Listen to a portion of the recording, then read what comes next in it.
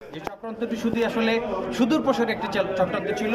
আমরা যদি এটা বলতে চাই, আপনারা বিভিন্ন পত্রপত্রিকা এবং মিডিয়ায় দেখেছেন আজকে এই 5ই আগস্টের পরে, ছাত্র আন্দোলনের পরে যে সকল বিডিআর বাহিনীতে যে সকল অফিসাররা ছিল তাদের উদ্ধৃতি এবং যে সকল সেনাবাহিনীর অফিসারের সন্তান এবং তাদের ফ্যামিলিরা ইতিমধ্যে বিভিন্ন পত্রপত্রিকা এবং মিডিয়াতে যে সকল বিষয়বস্তু আপনাদের কাছে তুলে ধরেছেন, এই জায়গার বিশ্লেষণ করে যদি আমরা বলতে চাই যে তৎকালীন এই সময়ে যে ঘটনাটি ঘটেছে মূলত এটি আসলে পরিকল্পিত হত্যাকাণ্ড ছিল।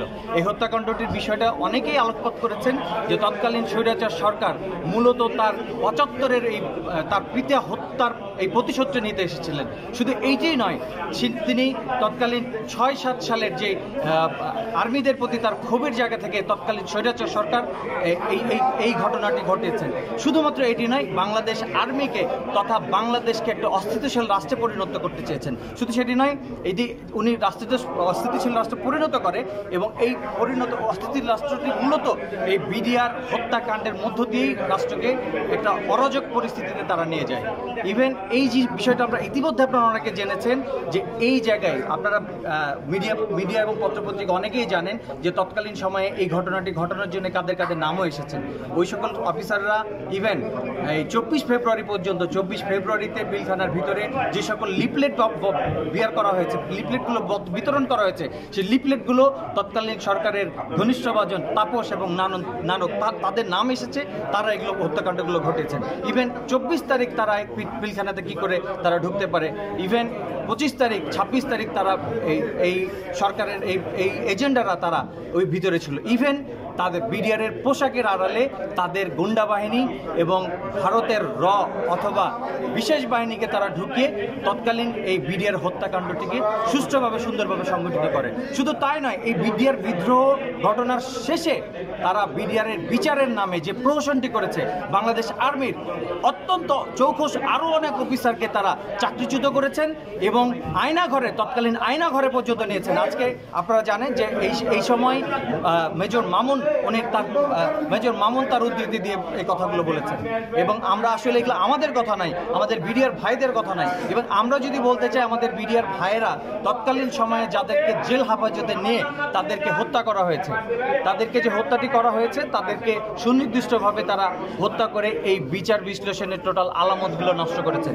এবং তৎকালীন সময়ে আমাদের বর্তমান প্রধান স্বরাষ্ট্র উপদেষ্টা স্যারও এখানে ছিলেন, যিনি অনেক বিষয়গুলো জানেন। তৎকালীন সময় ওনাকেও বিচারের যে সঠিক তদন্ত, সে তদন্ত রিপোর্ট পর্যন্ত তারা বানচাল করেছেন এবং স্যারের এই রিপোর্টগুলো আর্মি অফিসাররা যারা রিপোর্টগুলো তৈরি করেছিলেন, সেই রিপোর্টগুলো তৎকালীন স্বৈরাচার সরকার ফেলে দিয়ে নষ্ট করে তার প্রহসনের বিচার এবং প্রহসনের আদালত তৈরি করে এই বিচার বিদ্রোহের এই বিডিআর বিদ্রোহ তো নয়, এই বিডিআর হত্যাকাণ্ডের এই সকল আলামত তারা নষ্ট করে দিয়েছে।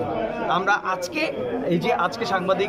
আপনারা সাংবাদিক বন্ধুগণ আছেন, ভাইগণ আছেন, আপনাদের মাধ্যমে আমরা যেটা বলতে চাই, আমরা ইভেন আপনাদের আরও একটি বিষয় যেটা বলতে চাই, সেটি হলো যে বিডিআর বিদ্রোহের যে সকল ভাইদেরকে চাকরিচ্যুত করা হয়েছে, যেটি তারা বিদ্রোহের নাম দিয়ে যে চাকরিচ্যুত করা হয়েছে, আসলে এই সকল ভাই 18,000 ভাই যাদেরকে চাকরিচ্যুত করা হয়েছে তারা কেউ এই পিলখানায় ছিল না, অনেকেই পিলখানায় ছিল না। পিলখানার বিভিন্ন বাইরের পোস্টে থেকে, ব্যাটালিয়ন থেকে তাদেরকে এনে প্রহসনের বিচার করে তাদেরকে এখান থেকে বিতাড়িত করা হয়েছে। ইভেন যারা ছুটিতে ছিল, যারা এই সরকারের বিরুদ্ধে যারা কেউ কিছু জেনেছে, পার্সোনালি কেউ একজন আরেকজনের কাছ থেকে যারা মূল ঘটনাটি জেনেছে, সেটা নিয়ে মুখ খুলতে চেষ্টা করেছে, আড়াল থেকে তাদের এই কথাগুলোকে রেকর্ড করে তারা ওই সকল ভাইদেরকে যারা কেউ এই সরকারের স্বৈরাচার সরকারের বিরুদ্ধে কেউ কথা বলতে চেষ্টা করেছে, তখন তাদেরকেও বিচারের আওতায় এনে তাদেরকে জেলখানায় দিয়েছে। আজকে জেলখানায় আমার অনেক ভাই এখন পর্যন্ত জেলে মৃত্যুবরণ করেছেন এবং তাদেরকে এই মৃত্যুবরণের শেষ করে পুরা এই বিচার হত্যা বহির্ভূত বিচার বহির্ভূত হত্যা পর্যন্ত তারা করে রেখেছেন। আজকে আপনাদের এই সাংবাদিক এবং ইলেকট্রনিক প্রিন্ট মিডিয়ার মাধ্যমে আমরা আজকে এই 18,000 যে সকল ভাই চাকরিচ্যুত ভাই যারা আছেন তাদেরকে আমরা যেহেতু কোনো অন্যায় করি নাই, আমাদেরকে কোনো করা হয় নাই। আপনাদের আরও একটি বিষয় যদি বলি, আমাদের 76তম ব্যাচ বিডিআরের সর্বশেষ ব্যাচ ছিল, সেই ব্যাচটি ছিল ট্রেনিং গ্রাউন্ডে চিটাগংয়ে, তাদেরকে পর্যন্ত চাকরিচ্যুত করা হয়। 516 জন তারা ছিলেন, তাদেরকে চাকরিচ্যুত করেও আসলে তৎকালীন সরকার এই মদতপুষ্ট বিভিন্ন গুন্ডা বাহিনীকে তারা নিয়োগ করেছেন। এটাও পর্যন্ত আমরা বলতে চাই। শুধু সেটা নয়, এই জায়গাগুলোতে আজকে টোটাল সকল জায়গাগুলোতে বিডিআরের সকল ভাইকে আসলে আমাদেরকে চাকরিচ্যুতের মধ্য দিয়ে এই বিডিআর হত্যাকাণ্ডটিকে সুন্দর সুষ্ঠুভাবে অন্য খাতে প্রবাহিত করার তারা চেষ্টা করেছেন। ভাই একটু বলবেন যে ঘটনার সূত্রটা আপনারা কি মনে করছেন, কোন জায়গা থেকে এটি যদি আমরা বলতে চাই ঘটনার সূত্রপাত, আপনি এইটা বিশাল বড় একটি ষড়যন্ত্র। এই ষড়যন্ত্র শুরু হয়েছে, মানে এই ষড়যন্ত্র আসলে তৎকালীন আপনারা অনেকেই জানেন, এই কথাটা অনেকে বলেছেন। আমি এক্ষেত্রে আপনার নামটা একটু বলে দেন। আমি একটু বলি, আপনার নামটা বলে শেষ করুন। আমি ওবায়দুল্লাহ নাসিম, আমি 76তম ব্যাচের। আপনি কি বলেন, আপনি বলেন।